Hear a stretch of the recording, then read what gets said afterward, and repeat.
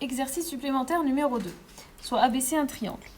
Bon, déjà, vous voyez, dans l'exercice 1, on a dit soit abaisser 3 points non alignés. Bah, ça revient exactement à la même chose de dire ça.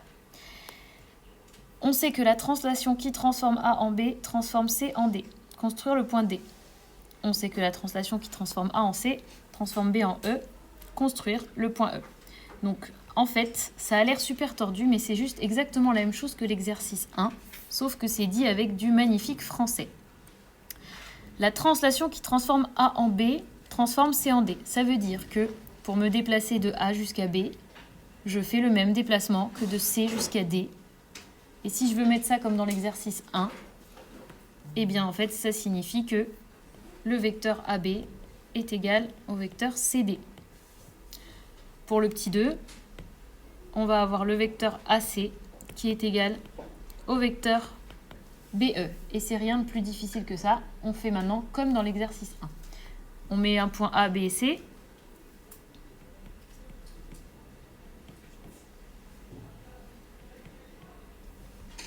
Le vecteur AB doit être égal au vecteur CD. Je commence par tracer le vecteur AB.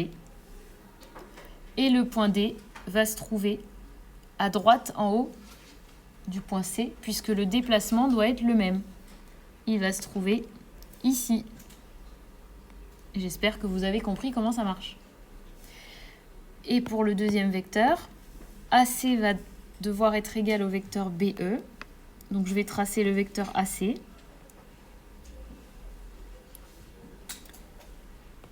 Et ça doit être le même vecteur que pour aller de B jusqu'à E. Donc le point E va se trouver à droite du point B. Et par hasard, on se trouve au même endroit que le point D. Mais c'est pas grave, c'est la vie. On a le point E au même endroit. Et cet exercice est déjà terminé.